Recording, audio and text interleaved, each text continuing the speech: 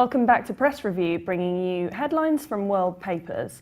Let's start as usual with the front pages here in the UK. The Guardian says GCHQ and the NSA are taking data from a multitude of apps, including Angry Birds, which transmit users' private information across the internet. Some apps can share highly sensitive information such as sexual orientation. The front page also shows a picture of former Beatles Paul McCartney and Ringo Starr, who performed at the Grammys on Sunday. The Independent says the Lib Dems will commit to raising £2 billion a year from a banded mansion tax on multi-million-pound properties. The party is also planning to reduce the total amount people can save tax-free for their pensions by 20% to £1 million. The measures will form key Lib Dem demands in any possible coalition negotiations after the next election, as well as being used to differentiate the party from the Conservatives in the run-up to 2015. The paper also shows a picture of former News of the World reporter Dan Evans arriving at the Old Bailey. Evans reportedly hacked 200 phones for the paper and says he was hired based on his hacking skills. The Telegraph shows a picture of Jude Law saying a member of his immediate family betrayed him by selling stories to the News of the World about his girlfriend Sienna Miller's affair with Daniel Craig, a jury heard yesterday. The paper also says the economy is growing at its fastest rate since the financial crisis began. Vince Cable warned, however, that there were significant risks to a sustained recovery, particularly rising house prices. The Scottish Herald says the Royal Bank of Scotland faces posting a loss of up to £8 billion, the biggest since its UK government bailout 7 years ago. New European rules mean that from this year, banks must gain permission from shareholders to pay more than the level of an employee's basic salary as a bonus.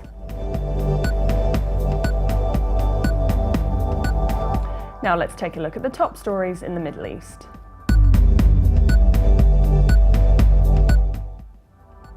Hurriyet Daily News from Turkey writes that during Hollande's visit to Turkey, the EU bid was back on the agenda. The French president underlined that France will not be in a position to stop the negotiation process. The visit was the first by a French head of state to Turkey since 1992.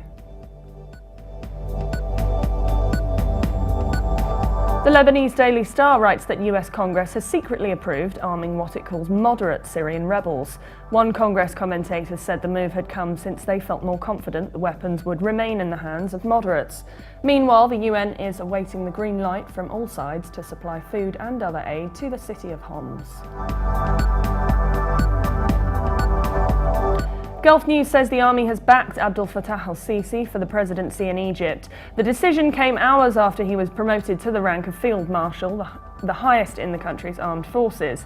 The article adds al-Sisi, who will resign from the army to stand for office, is tipped to easily win a presidential election, due to be held by mid-April with no serious rivals. The Tehran Times says Iranian Foreign Minister Zarif has said the Syrian opposition is in no position to depose President Assad. Commenting on the fact that Iran is not participating in the ongoing talks on Syria in Geneva, Zarif blamed UN Secretary Ban Ki-moon, who invited Iran to the conference at the last minute and then suddenly withdrew the invitation under pressure from the US. Asked about Iran's support for Hezbollah and the resistance movement's assistance to the Syrian government in its military campaign against the militants, Zarif said Tehran is fully prepared to use its influence to encourage all foreign fighters to withdraw from Syria. Now let's take a look at the top headlines from international papers. The New York Times also mentioned Sisi's ambitions to take the role of president, saying when he took the first formal step towards the role, he paved the way for Egypt to return to the kind of military-backed government that was supposed to end with the Arab Spring in 2011. The paper also mentions what it calls mobile eavesdropping by the US and Britain.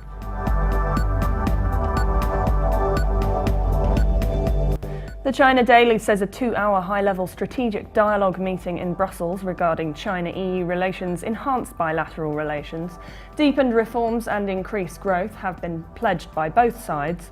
A commentator said despite problems in the relationship, China sees the EU as a significant global player and the bilateral relationship as one which is important to maintain.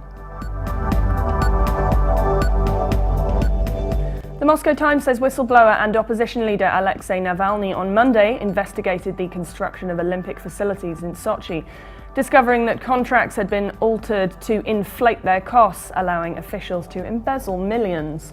Juicy contracts were reportedly awarded to friends of Putin.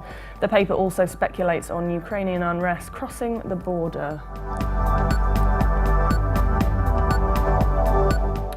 Le Figaro says job seeker numbers in France are up by 10,000 since December, showing that President Hollande has failed to reverse unemployment trends. The total number of French unemployed now stands at 3.3 million, a record for France. The paper also says the French will be consulted as to Turkey's entry into the EU, with a referendum to be held no sooner than 2020. For more updates, please visit us on Levant.tv. That's it for today. We'll be back with you tomorrow for another press review.